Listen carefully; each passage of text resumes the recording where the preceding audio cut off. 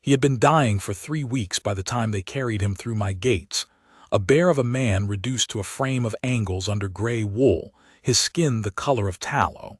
My physician said it was his lungs. I said nothing, because the way a dying man's eyes move when they arrive at a king's court tells you everything. Some look for mercy, some look for an exit, some look for a witness. Court looked for a witness. He was one of mine. 7 years ago he had ridden north in a column of 14 under Lieutenant Ravel's command, a routine resupply run to the border garrison at Valdrin Pass. He had come back. Not all of them had. I had read the report. Ambushed by rival pack insurgents at the narrowing, 3 soldiers killed in the initial strike, the rest escaped south under cover of terrain. I had signed the condolences. I had promoted Ravel to captain. I had moved on. Court had not moved on. That was why he was here. I received him in the smaller council room, not the throne hall. He could not sit upright in a throne room chair, and I would not have him fading in front of the court's full gallery. 2 of my guards stood back by the door. I sat across from him and I waited. He opened his mouth once, closed it. Something passed behind his eyes, not fear, but the way a man looks when he has been rehearsing a thing for years, and the moment has finally arrived and the words feel too small. "I need to tell you about the woman at Valdrin Pass," he said. He had a growl of a voice even half-emptied by sickness. The fire beside us popped, and neither of us looked at it. "Tell me," I said. He told me. We had not been ambushed by insurgents. That was the first thing. We had ridden into a pre-planned slaughter. Ravel had known. The border commander at Valdrin, a man named Hessick, had arranged it, a deal struck with a rival faction that would look like an ambush and cover a weapons transfer. Hessick had been running for 2 years through the northern gorges. 14 soldiers were the price of that silence. Hessick and Ravel between them had written the report. Court had known this for 7 years. I made no sound. My wolf, which has always been still in council rooms, a habit I cultivated early, because a king who lets his beast show in meetings gives too much away, went very quiet in a different way. The stillness of something listening. "Why now?" I said, not an accusation, a question. "Because I'm dying," Court said, "and there's a name I need on the record before I go. The insurgents weren't the whole of it. There's a second thing." He looked at me steadily. His hands lay flat on his knees, the knuckles enlarged from old breaks, the way a man's hands look when he spent a life working in cold. "There was a woman," he said. And there it was. The particular stillness that I would spend the next 4 months learning the shape of, that exact pause, the way his jaw tightened around the word woman, as though the word itself needed protecting. "Tell me about the woman," I said. Her name was Senna. She had no pack. She had been living for 2 seasons in a farmstead ruin above the Valdrin Gorge alone, no kin that anyone knew of, scraping a living from a kitchen garden and the deer runs above the tree line. The soldiers at the garrison knew her vaguely. She brought them herbs sometimes in exchange for salt. She was quiet. She kept to herself. Nobody knew where she had come from. Nobody had asked. On the day of the ambush, she had been moving her goats down from the high pasture when the column rode into the gorge. She had heard the riders ahead, the faction men, positioned on the south-facing ridge before Ravel's column reached them. She had heard because she had been in that gorge every week for 2 years, and she knew the sounds that belonged and the sounds that did not. She heard the click of a cocked bolt mechanism. She heard a whispered count. She had 60 heartbeats to decide. Court said she came out of the tree line on the left bank, running, no weapon, her coat still on from the morning cold. She shouted a warning. The first shots came before his column had even turned. She moved toward the sound. He stopped speaking for a moment. "She moved toward it," he said again, with the emphasis of a man who has replayed this image every day for 7 years and still cannot quite place it in any ordinary category of human behavior. Not away, toward. The faction fighters were positioned in 2 lines, one on the ridge, one lower, angled to catch the column in a crossfire. She went left, along the low bank, drawing fire. She pulled 3 of them off the ridge position. In the chaos of the redirect, 2 of my soldiers managed to return fire from cover.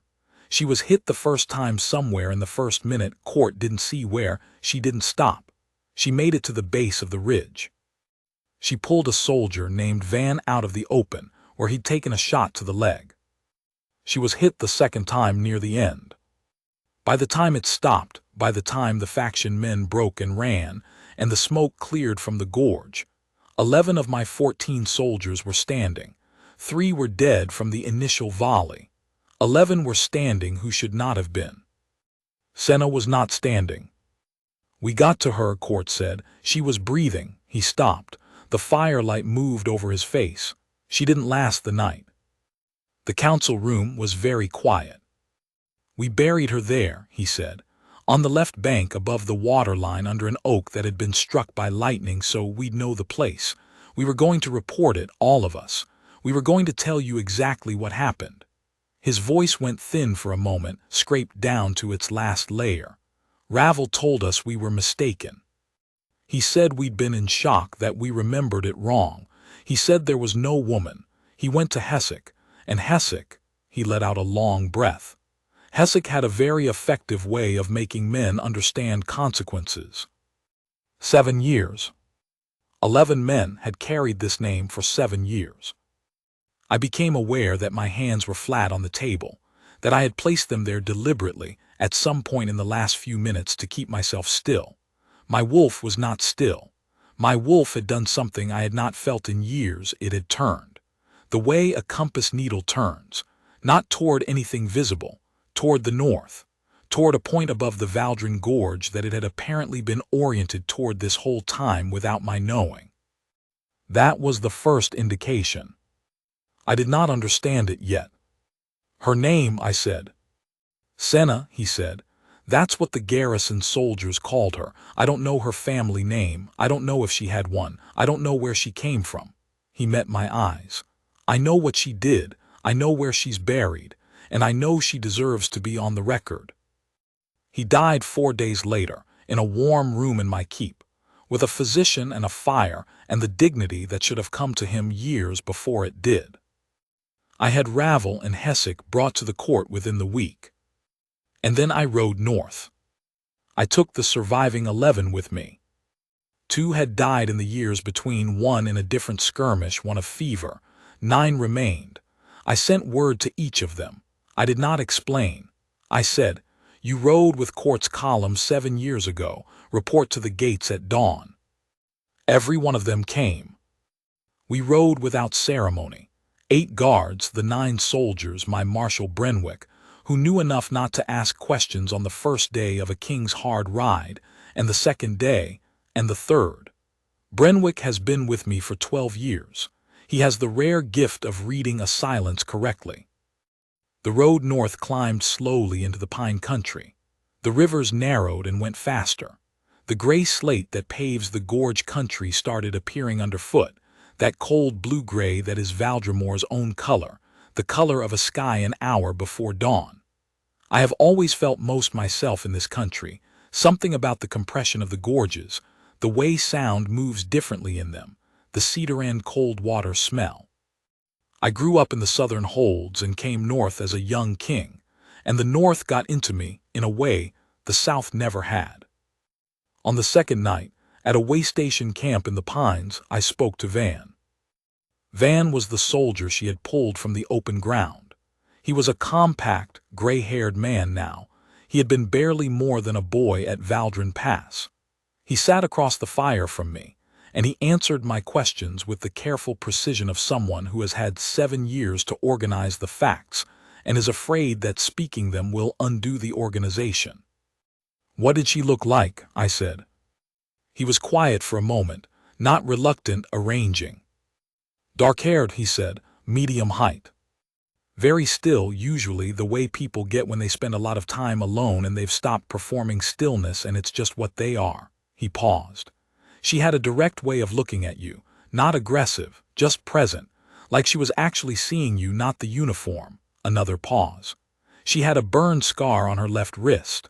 Old, healed smooth. She never mentioned it. Did you speak with her before? A few times. When she came to the garrison with the herbs, she asked about the road conditions, sometimes the passes, whether they were running supply carts up the North Fork, practical things. She wasn't a talker. He looked at the fire. She laughed once. One of the younger lads said something foolish about mountain goats, and she laughed quiet, like she was surprised by it. That's what I remember most, actually. That she laughed like she'd almost forgotten how. I sat with that. My wolf all night faced north. We reached the first village above the gorge on the fourth morning, a huddle of stone houses called Fenn's Reach, 8 families, a mill. I had not planned to stop. Brenwick had already signaled the column to continue when I reined in. There was an old woman outside the mill, watching us with the unimpressed patience of someone who has watched armies pass for 60 years. I rode toward her. I'm looking for information about a woman who lived in this area 7 years ago, I said. Her name was Senna. She had a farmstead above the gorge.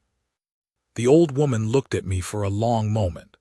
Then she looked at the soldiers behind me, specifically at Van, who had come forward without being asked, and at the scar along his jaw that he'd taken at Valdrin. I know who you are, she said, not to me, to Van. Van nodded, very slightly. She looked back at me. What do you want with Senna's name? To put it on the record, I said, where it belongs.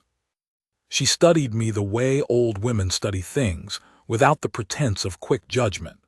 Then she went inside and came back with a clay cup of something hot, which she handed up to me without ceremony, and she told me what she knew. Senna had come to Fens, reached 6 winters before the Valdrin ambush. She had come from the east, from the border country between Valdrimor and the Hessen territories, on foot, alone, in late autumn, with a rucksack and a rope and the goats. She had not explained herself. She had rented the ruined farmstead above the gorge from the miller for 2 iron coins a season, repaired it herself over the first winter, planted the kitchen garden, and begun the quiet commerce of a woman building a life in a place where no one knew her. She was kind, the old woman said. It was a simple word, and she said it simply. Not the performing kind. She was kind the way water is cold, it just was. She paused. My granddaughter had a fever the second winter. Senna sat with her 2 nights, didn't sleep, didn't ask for anything for it. When I tried to pay her, she said the goats needed better grazing up the North Ridge anyway, and she'd have been awake regardless. Did she ever speak about family? I said, about where she came from. Once. The old woman held her hands together loose, the way you hold something you're not sure you want to give away. She said she'd had a pack once, that she'd left, that some places you love them and you leave them anyway because staying would cost more than you had left to spend. She looked at me steadily. I didn't push her. People in this country come north for a reason. The north keeps your reasons quiet. I thanked her. I sat on my horse for a moment after, looking at the mill, at the narrow road climbing toward the gorge. My wolf's turn toward the north had become, at some point in the last few miles, something that I could only describe as an ache. Not pain. An ache. The difference being that an ache is directional, it tells you where the absence is. I had never felt this before. I had been told about the bond by men who'd found their fated mates, the weight of it, the recognition, the wolf's certainty. I had listened with the polite skepticism of a man who suspects his own wolf has simply decided to be difficult. I was 34 years old, and I had met hundreds of women, and my wolf had regarded all of them with the mild disinterest of a well-fed animal. It was regarding the North Gorge now with something that was not mild, and was not disinterest. I did not say anything about this to anyone. I rode. The border garrison at Valdrin was a stone fort at the head of the gorge, 4 watchtowers, a main hall, a barracks, an armory that smelled of oil and iron. Hessek had been removed from command the week I'd left the capital. His replacement was a young woman named Prell who had the cautious energy of someone handed a situation she didn't fully understand and was determined to handle it correctly regardless. She met us at the gate. She had the suppressed report in a locked chest, exactly where I'd been told she'd find it. She also had something else, something she handed to me, after a pause, with the careful gravity of a woman who understands she is handing over something that matters. It was a travel cloak. Heavy wool, dark green, nearly black with age, folded, not thrown. It had been stored in the garrison's small holding room under a cedar chest. Prell said one of the old garrison soldiers had kept it there. He'd retired 2 years ago. Before he'd gone, he'd told her, "If anyone ever comes asking about Valdrin Pass, about a woman, give them this. Don't explain, just give it." I took it in both hands. I do not have the words for what happened next. That is an unusual admission from a man whose profession is words, who signs documents and makes declarations and turns the blunt weight of power into language. I am not, by nature, a man who struggles to say what he means. But I do not have the words for what happened when I held that cloak. My wolf went absolutely silent. Not the quiet of control, not the strategic stillness of a council room. The silence of recognition, the way a man goes silent when he sees something he has been looking for without knowing he was looking, and the looking is over, and all he has left is the fact of it. Her scent was still there. Faint, 7 years, a cedar chest, the stone cold of a garrison room. Faint, but there. Cedar and cold water and something that was neither, something that was simply hers in the same way that a voice is a person's own even when it's only an echo. My fated mate. She had been here. She had been in this gorge in this cold above this river for 6 years. She had walked this road. She had gone to the garrison on Tuesday mornings with herbs.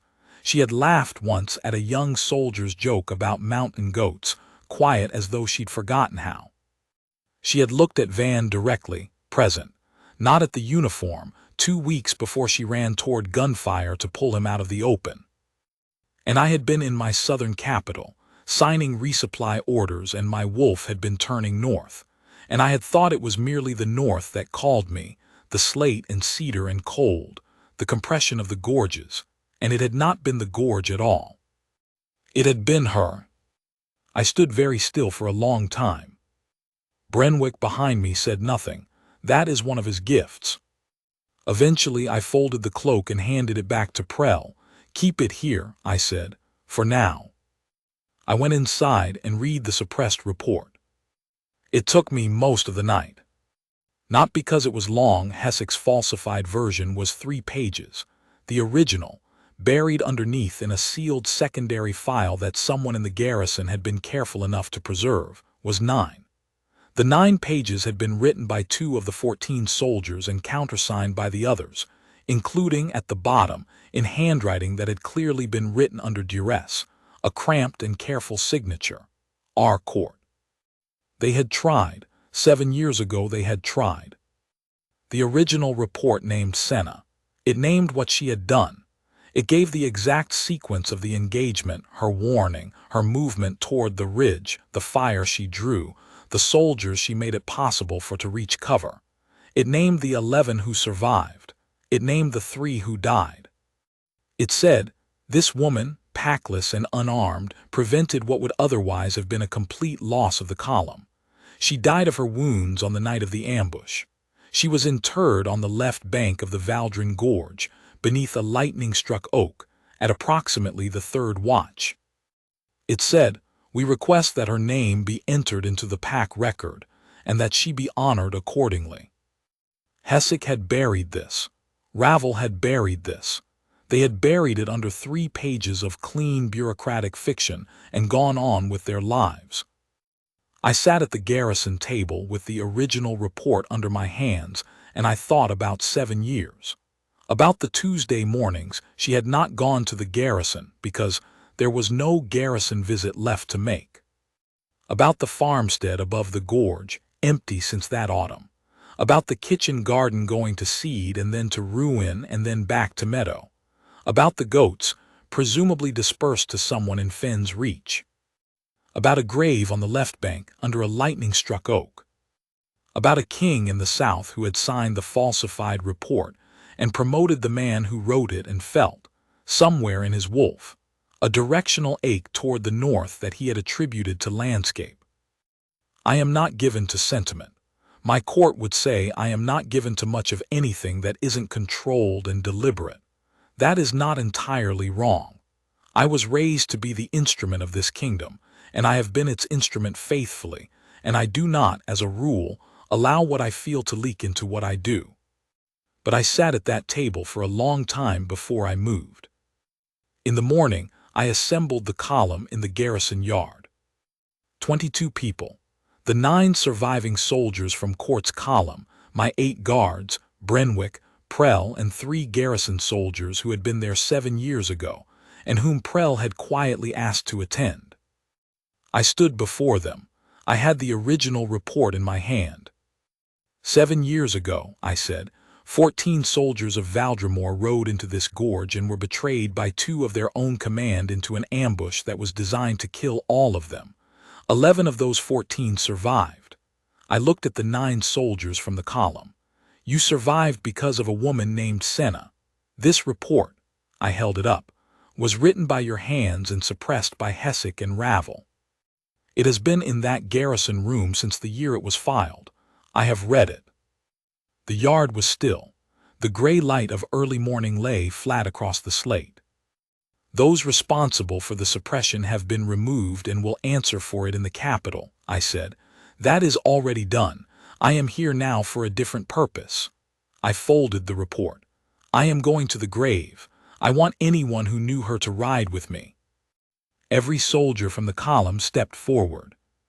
The 3 garrison soldiers who had been there 7 years ago stepped forward. Prell stepped forward. We rode. The grave was where Court had said it would be. The lightning-struck oak stood on the left bank above the waterline, split from its crown halfway down, the wound long since healed over into a dark seam that ran the length of the trunk. It was a large tree. It had been large 7 years ago, which is why they had chosen it, a landmark that wouldn't move. The ground beneath it was undisturbed. The grass was the same as the grass around it. There was nothing to mark it as different from the rest of the riverbank.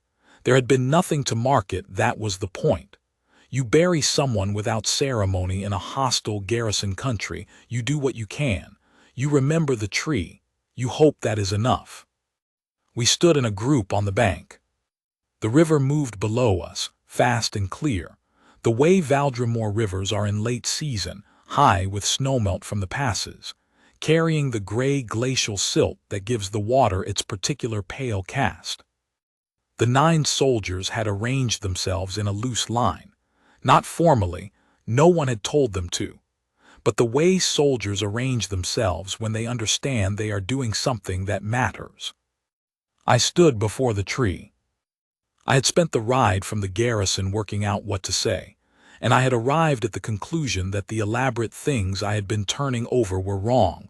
Too much architecture, too much kingly language, the instinct to make something formal out of something that had never been formal in her life. She had brought herbs on Tuesday mornings. She had fixed her own roof. She had laughed quietly at a joke about mountain goats. She had run toward gunfire because she heard a click and a count and had 60 heartbeats to decide, and she decided toward. I did not think she would want elaborate. Your name is Senna, I said. It is going into the pack record of Valdremore today in the place it has belonged since the night you were buried here. You were not a soldier of this kingdom. You were not pledged to any pack. You owed nothing to the 14 men who rode into this gorge. I stopped for a moment. The river moved. A bird somewhere in the pine line called once and went quiet. You saved 11 of them anyway. Behind me, I heard something that took me a moment to identify. It was Van. He was not a man who wept easily. I had gathered this in the days of riding. But the sound he made was the sound of a man who has been carrying something for 7 years and has finally been told he can set it down. By the authority of this kingdom, I said, I am declaring you Luna of Valdremore, not as an honor that requires witnesses or ceremony in a throne room, as a recognition of what you were and what you did and what you deserve to be called. I let that sit. You will be on the record. Your name will be read in the hall. The soldiers you saved will be listed beside it. The report you appear in will be unsealed and entered into the garrison archive. I looked at the split seam of the oak, the healed wound in its trunk, the dark line that had grown around what had once been an opening. I owe you an accounting, I said quietly now, no longer the king speaking for the record, just the man. The report that should have had your name in it crossed my desk in a falsified form, and I did not look closely enough. I signed it. I moved on. I had thought about whether to say this in front of the column. I had decided yes. A king who accounts only to himself accounts to no one. I don't know if that can be corrected. I know it can be named. The river ran.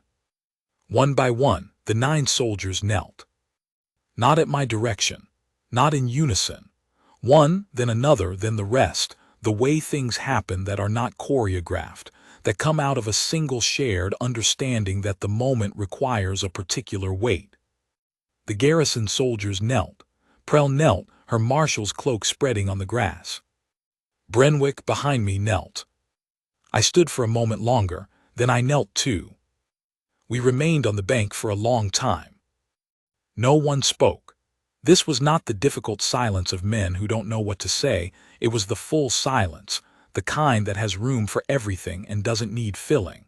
The river below us ran its pale glacial color through the gorge. The light moved across the water. Somewhere in the pines, a wind had come up and was working through the crown slowly, the way late-season wind does when it is not yet fully committed to winter. Eventually, Van sat back on his heels and looked at the tree and said, very quietly, as if he was not speaking to anyone in particular. She had a way of moving, fast but not panicked, like she'd already thought further ahead than the moment she was in. He paused. I've thought about that for 7 years, how she had already decided something before any of the rest of us had finished being surprised. A soldier named Erath, who had the leathered look of a man who has spent most of his adult life outdoors, said, she came to the garrison 6 weeks before, brought yarrow and something else, a root I didn't know the name of. She said, you've got 2 men running a fever from the well, boil this in water and make them drink it. She'd seen them from the ridgeline, she said. She'd noticed. He was quiet for a moment. Nobody asked her to notice. The old garrison soldier, a man named Drevik, white-haired and slow-moving, who had been there for both the Tuesday morning herb visits and the aftermath of the ambush, said nothing for a while. Then he said, she told me once that she liked the gorge because nothing could sneak up on you from above. Too much open sky. She meant it practically. She was talking about weather. But she also looked at you a certain way when she said it, like she'd come from somewhere that things could sneak up on you. Like the open sky was a relief. I listened to all of it. This is what I had come for, I understood. Not only to put her name in the record, though that was necessary and right, but to gather her, piece by piece, from the people who had known her.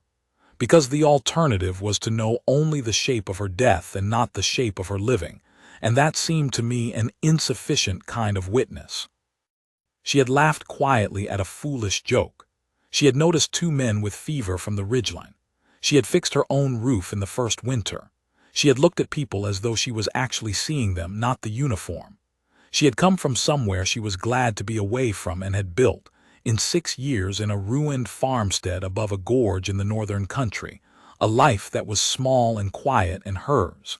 She had brought herbs on Tuesdays. She had sat with a sick child 2 nights running and refused payment for it. She had been kind the way water is cold. And on one morning in late autumn, 60 heartbeats, she had run toward the sound. My wolf on the bank was not aching anymore. This requires explanation, because it is not the simple thing it might sound like. The bond, the fated mate bond, the thing that my wolf had been oriented toward for 7 years without my understanding it, does not simply stop when the other half of it is gone. What it does is more like what a compass does when you remove the north. It spins briefly, and then it points in the direction of the last thing it knew. The ache I had ridden north with had not disappeared, but it had changed its character. It had become, standing at that grave, not an ache of absence but an ache of presence, of someone who had existed, concretely, in a real place, who had a real name and a real laugh and a real face that 11 men still held in their memories. She had been real. She had been mine in the way the bond works, not in ownership but in the deep animal sense of corresponding, of being the other half of a frequency. I had not known it. She had not known it, I suspected, though I would never be certain. But it had been true regardless of our knowing. I sat with this. I had been told, years ago, by an old wolf woman in the capital who read such things. You will know your mate, Aldrich, because your wolf will know her before you do. I had nodded and thought she meant I would know her when I met her. I had not considered the corollary, that my wolf might know her and I would never meet her at all. That the knowing could be posthumous. That the bond could complete itself in grief instead of recognition. That this was a kind of completion, too. We stayed 3 nights at the garrison. I spent the first 2 going through the full suppressed archive with Prell, who had the organized mind of someone who belongs in record-keeping, but has ended up in command and made the best of it. We found 4 more names that Hessek had erased from the record over 12 years, not all of them deaths, but all of them people who had done things the official record refused to acknowledge. I had Prell compile each one. The 3rd night I spent alone. I sat in the garrison's small common room after the others had gone to sleep, with the fire and the original report and the cloak that Prell had brought from the holding room at my request. I did not unfold the cloak. I had folded it exactly as it had been given to me, and I left it folded. I sat with it on the table, and I thought about the old garrison soldier who had kept it for 7 years in a cedar chest, against the possibility that someone would someday come asking. I thought about the kind of faith that takes to keep something in trust for an inquiry you can't be certain will ever come. My wolf was very quiet. Not the absence ache, not the directional restlessness. Something calmer than those. Grief is not calm, grief is the opposite of calm. But the particular state of having received the truth, of having sat with it, of having said the name aloud and meant it, that has a certain stillness to it. Not peace. Not resolution in the simple sense. Something more like, the account is now open when it was closed before, and an open account is better than a closed one even when what it contains is painful. I thought about what she had decided in 60 heartbeats. There are things I am supposed to know, as a king. The calculus of sacrifice, the strategic logic of which lives cost more than others to lose. The cold arithmetic that means you sometimes send 14 soldiers into a gorge, and you grieve the ones who don't come back and you move on. I am supposed to know all of that, and I do, and it has been necessary knowledge. What she had decided was different from that calculus. She had not calculated. She had heard a click and a count, and the bodies of 14 strangers in a gorge had been more urgent to her than her own continuing. Not because the math worked out. Because she was the kind of person she was. The kind of person, there is no simpler way to say it. I sat with the cloak and the fire until the fire was low, and then I banked it and went to sleep. We rode back to the capital over 5 days. On the 2nd day, Brenwick rode alongside me for a long stretch of pine road without speaking, which is his way of indicating that he has something to say and is waiting for the right moment. "Go ahead," I said. "You're different," he said. "That's not a question." No, he was quiet for a moment. "You went north looking for a name to put on the record. You found something else." I looked at the road. The pines on either side were the deep green-black of late season, the kind of green that has gone nearly past color into texture. "I found several things," I said.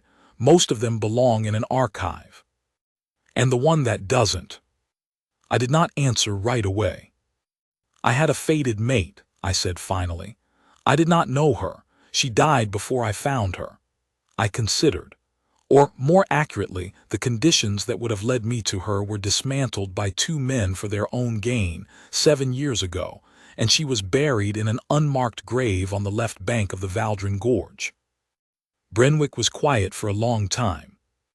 "I'm sorry," he said. It was simple, he meant it.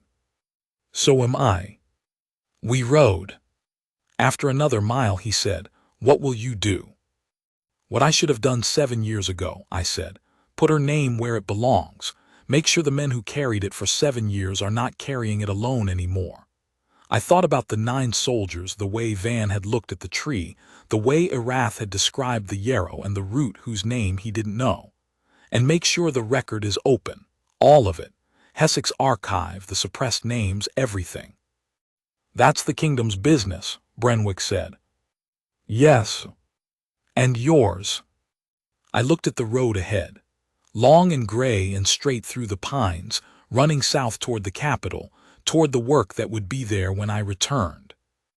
"I'm going to learn her," I said. "Everything there is to know, the old woman at the mill.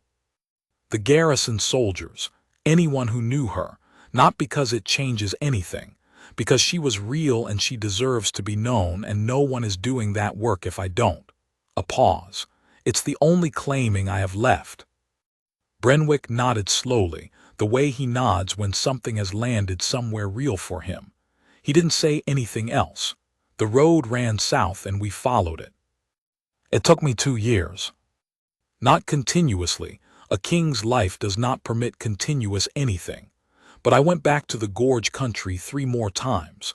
I found the woman in Fenn's Reach again and sat with her in her mill for an afternoon. She had more to tell me, now that she'd had time to decide I was worth telling. She told me about a winter 3 years before Valdrin, when the mountain passes had closed early, and the village had been isolated for 6 weeks, and Senna had appeared at her door one morning with a sled and 2 weeks of preserved food. "I have more than I need, and you have children." She told me about the way Senna had fixed the old roof on the mill barn when no one had asked her to, and had refused to explain why she knew how. She told me about the burned scar on her wrist, which the old woman thought was from a forge, not a kitchen accident, a forge. She knew metal, not in the way you learn it in an afternoon, in the way it gets in you. I thought about a woman who knew metalwork, and had left a pack in the east, and had built a quiet life in a ruined farmstead above a gorge. Who had carried something she didn't explain, and had looked at people directly, and had laughed quietly when she forgot to hold herself back. Who had come from somewhere things could sneak up on you. Who had found, in the open sky of the gorge country, a relief. I gathered her. This is the only way I know to say it. I gathered her the way you gather dispersed things carefully from many places slowly until you have something that holds its shape. I wrote it down, not for the record, for myself. A private accounting, not a formal document. What she looked like from the people who had seen her. What she sounded like. What she did with her hands. What she ate, probably, from what the kitchen garden had been planted with. What she would have said, maybe, if someone had asked her the right question at the right time in the right gorge country silence. I do not know if this is mourning exactly. It is something I don't have a word for. A king spending 2 years gathering a woman who died before he knew she existed. There is no category for this. I invented a category. The pack record was updated in the first month after I returned. Senna's name was entered into the rolls of Valdrimore. The entry reads, Senna, Packless of the Valdrin Gorge. She gave her life in defense of 14 soldiers of this kingdom at Valdrin Pass in the 7th year of King Aldric's reign. She is named Luna of Valdrimore. Her deed is entered into the permanent record. The names of the 11 she saved are listed alongside hers. The suppressed names, all 5 of them, including 4 others that Hesse had buried, were entered too. I made Prell garrison commander. She had the right instincts and the right commitment to the record. The 9 surviving soldiers of Quartz Column were given the formal recognition they had tried to claim 7 years ago. A full account of Valdrin Pass entered into the military record. The falsified report struck, their names associated with the truth of what had happened. Van, who had retired to a farm near the southern coast, sent me a letter that I keep. It says, among other things, I have not slept well since Valdrin. I don't know if that will change, but it is different now to carry it. It had no name before. It has a name now. That is not nothing. That is not nothing. That is what I have been trying to do, I think. Give the thing a name. The ceremony at Valdrin Pass happened in the 3rd year. I went back in early winter, the season she had died in, with a formal column this time. The 9 soldiers, representatives from the garrison, Brenwick, my marshal general, and what turned out to be, by word of mouth through the northern villages, a gathering of approximately 200 people from the gorge country who came because they had known her or known of her, or simply because they had heard that something true was happening at the lightning-struck oak, and they wanted to be present for it. I had not planned for 200 people. Brenwick, to his credit, had. He had arranged firewood and food and an open-sided shelter that kept the worst of the wind off. The gorge in early winter has a particular quality of cold, not brutal, not like the high passes, but deep and steady, a cold that comes from the stone rather than the air and gets into you slowly and stays. We gathered on the left bank. I stood before the oak again. A stone marker had been placed not by my order, by someone from Fenn's Reach who had come up 2 weeks before and asked Prell's permission and placed it themselves. It was a flat river stone, gray-blue, with her name cut into it in the careful chisel work of someone who had taken the time to do it right. Senna, Luna of Valdrimore, she knew. The last 2 words were the stone-cutter's own contribution. No one had specified them. They were simply there, and when I saw them, I understood them immediately and did not ask for them to be changed. She knew. She had heard a click and a count. She had already decided something before the rest of them had finished being surprised. I read her name aloud to the 200 people on the bank. I read the account, not the full report, but the essential truth of it, what she had done, who she had saved, what had been done to suppress her name, and what was being corrected now. I said the word Luna in the formal way, with the old Valdrimore pronunciation that means something closer to witness than it does to moon, because the word has 2 meanings and I wanted both. When I finished, the 9 soldiers knelt in the snow again, as they had knelt 3 years before. And this time the 200 people from the gorge country knelt with them, the old woman from the mill, the 3 remaining garrison soldiers from that autumn, the young soldier from Fenn's Reach who had been a boy when Senna fixed the mill barn roof, and had grown up watching the ruined farmstead above the gorge go slowly back to meadow. The cold moved through the pines. The river ran below us, pale with its glacier silt, fast and clear. I knelt in the snow and I did what I had not done the first time. I spoke to her directly, not for the record, not for the column, for her. I rode north to find your name, I said. I found more than that. I found the people who knew you. I found what you built here and what you were made of and how you looked at people directly, as though you were actually seeing them. I found that you laughed quietly and that you sat with sick children through the night, and that you knew metal and could fix roofs, and that you came from somewhere you were glad to be away from, and that you found in this gorge, in this country, some version of the open sky you needed. The stone was cold under my hands where I'd placed them on the grass before it. I found that you heard a click and a count, and you had 60 heartbeats to decide, and you decided toward. I found that 11 people are alive today who would not be. I found that 7 of them spent 7 years carrying your name when the record wouldn't carry it for them. The wind moved in the crowns of the pines above us. I found that you were mine, I said quietly. I don't know if you knew that. I don't know if the bond reached you. I think I stopped, considered. I think you would have found the north anyway. I think you were already heading toward the open sky. I think we would have crossed paths eventually on a Tuesday morning at the garrison, or on a road above the gorge, or at the mill in Fenn's Reach when the old woman was serving something hot and you were delivering yarrow. I think my wolf would have gone very still. I think you would have looked at me directly, the way you looked at people, not at the king, at the man. A pause. I would have liked to know what you saw. The 200 people on the bank were very quiet. The river ran. I'm going to carry your name, I said, not as a burden, as a record, as the thing I know that I didn't know before, which is that the woman who saved 11 of my soldiers was also the woman I was built to find, and that both of those things are true at once and neither one diminishes the other. I looked at the stone, at the careful chiseled letters, Senna, Luna of Valdremore. She knew. I'm going to keep gathering you, every scrap of you that still exists in the people who knew you. The herb craft and the metalwork and the kitchen garden and the laugh you'd almost forgotten. I'm going to make sure the record stays open. I pressed my palm to the cold grass above her grave for a moment. That's what I have to give you, I said. It's not what it should have been, but it's true and it's yours and it's here for as long as this kingdom stands. I rose. Behind me, the 200 people rose too, and the sound of them rising in the snow, the shift and brush of 200 winter cloaks, was the loudest sound in the gorge. I have been told by men who found their fated mates in the ordinary way, the recognition, the bond igniting, the long life together, that the bond makes you whole. I believe them. I have no reason to doubt it. What I have is different. I have been made not whole exactly. That would require something I don't have, but larger.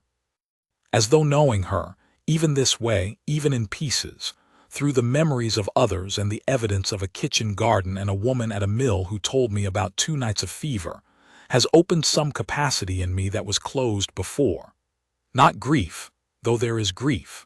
Not resolution, though the record is now open and the name is where it belongs, and the 11 men who carried it can carry it differently now. Something more like, I am accountable now to a woman I never met, and the accountability has weight, and the weight is not a burden, it is a ballast. I govern differently. This is the practical consequence. I read reports more carefully. I ask for the original documents. When I promote a man, I look at what he has signed and what he has suppressed and what he has let go quietly because investigating would be inconvenient. I have a commissioner of records now, Prell, eventually, who transferred from Valdren to the capital, and her brief is to find the buried names. We have found 11 more in 3 years. We will find more. I keep her private accounting in my desk, not the official record, the personal one, the gathered pieces, the herb craft and the metalwork, the way she moved fast but not panicked, the laugh, the burn scar on her wrist, healed smooth, old, unexplained. My wolf does not ache toward the north anymore. It is not absence. It is more like, the compass has found what it was oriented toward, and now it can be still, even though the finding was not what I would have chosen. She was real. She had a name. She had 60 heartbeats and she decided toward. 11 people live because of it. That is on the record now.